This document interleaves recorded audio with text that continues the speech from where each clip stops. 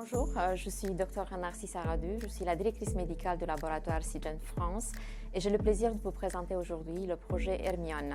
Bonjour, je m'appelle Laure Guéroux-Acolas, je suis une ancienne patiente touchée par un cancer du sein et suite à cette expérience, j'ai créé l'association Patients en Réseau. On participe régulièrement à des projets d'enquête ou d'études et c'est aujourd'hui ce que je vais vous présenter avec les résultats qui nous ont paru intéressants dans Hermione.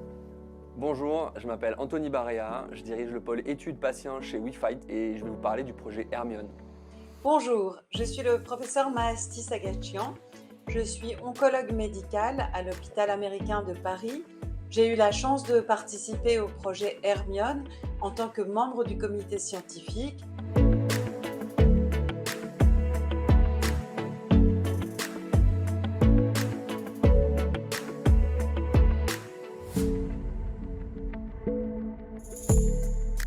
Le projet Hermione s'inscrit dans l'engagement du laboratoire Seagen dans l'amélioration du parcours des soins et reflète notre volonté de mieux comprendre l'expérience des patientes vivant avec un cancer de sang HER2 positif au stade métastatique.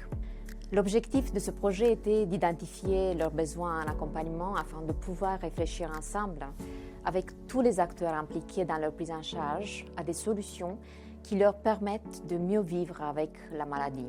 Il existe aujourd'hui très peu de littérature sur le vécu de ces patientes, sur leurs besoins en information ou sur l'impact de la maladie sur leur qualité de vie.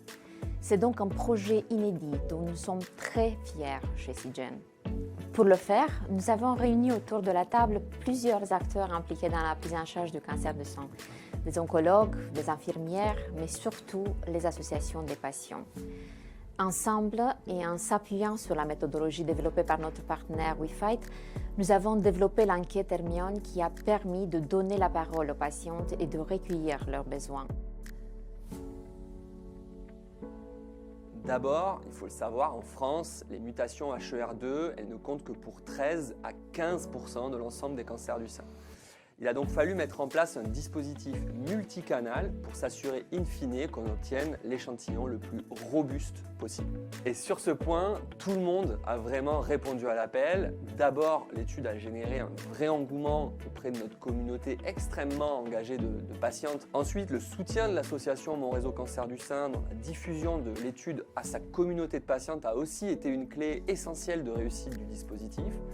Et enfin, parce qu'on voulait que toutes les patientes puissent participer, des questionnaires papier ont également été distribués dans ces centres afin que les patientes puissent les compléter sur la base du volontariat dans la salle d'attente.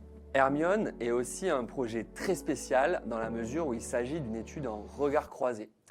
En amont du projet, on a émis l'hypothèse qu'il pouvait exister des écarts potentiels de perception entre les patientes et leurs soignants. Au final, à travers ce dispositif, on a pu donner la parole à 276 patientes qui vivent avec un cancer du sein HER2 positif au stade métastatique et 40 oncologues médicaux. Personnellement, je retiens 3 points importants dans cette étude Hermione. On a pu mettre en lumière des écarts assez intéressants et significatifs de perception entre les patientes et les oncologues sur la gestion des effets indésirables. On a retrouvé comme effets indésirables les plus fréquents la fatigue, les douleurs articulaires et les troubles du sommeil, qui sont donc finalement assez attendus aussi du côté médecin. Mais d'autres effets indésirables sont moins identifiés et moins évalués par les oncologues, notamment les troubles de la libido, les troubles de la mémoire et l'inconfort cutané. Et c'est vraiment important qu'on y soit plus attentif. Autre point important qui ressort de l'étude Hermione, c'est finalement le besoin d'information des patientes.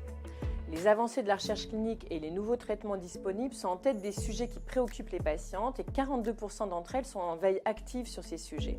Néanmoins, 48% des patientes déclarent ne pas pouvoir s'informer sur les innovations thérapeutiques et les nouveaux traitements car elles ne savent pas où trouver ces informations. Donc, l'étude Hermione souligne le besoin essentiel de rendre ces informations plus accessibles, plus compréhensibles. Enfin, un autre enseignement très intéressant de l'étude Hermione, c'est l'impact positif de l'accompagnement des patientes par une infirmière.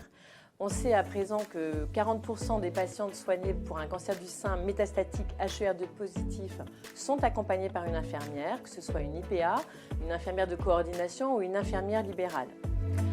Pourtant, cet accompagnement a un impact positif significatif.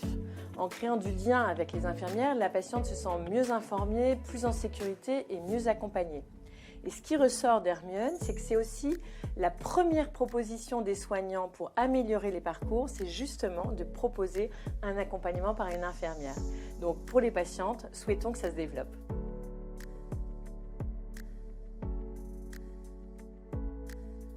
Cette enquête s'est intéressée aux patientes atteintes de cancer HER2 positif métastatique. Or, aujourd'hui, l'histoire du cancer et de la maladie de ces patientes, c'est une histoire longue, une histoire chronique, une histoire complexe, avec de nombreux traitements, des traitements intraveineux injectables, des traitements sous-cutanés, des traitements par voie orale, et puis un vécu, et on s'en rend compte avec Hermione, qui n'est pas si simple, un vécu qui impacte la qualité de vie physique et psychique de ces patientes. Et il est important pour nous de réfléchir à des solutions, et on en a déjà mis en place pour accompagner les patientes. Or, on se rend compte que parmi ces solutions, la voie orale et la possibilité d'offrir des traitements oraux aux patientes est une solution qu'elles apprécient, qui leur donne de l'autonomie, et c'est très important. Mais cette autonomie, elle nécessite d'être accompagnée. Et pour cela, et Hermione le montre, le rôle des infirmières de coordination est majeur. Et ça va nous renforcer dans les solutions qu'on va pouvoir proposer, nous renforcer dans l'implication des infirmières dans les parcours, dans la mise en place de parcours organisés et coordonnés, avec au cœur du dispositif la patiente, et en face des infirmières qui puissent être disponibles et être présentes. Et donc voilà, nous on va pouvoir ajuster nos organisations et nos fonctionnements à ces besoins très précis, très particuliers et bien identifiés que l'enquête Hermione nous a apportés. Donc voilà, ça a un impact immédiat et direct sur la pratique par une enquête où les patientes ont été vraiment le cœur de l'attention et des questionnements.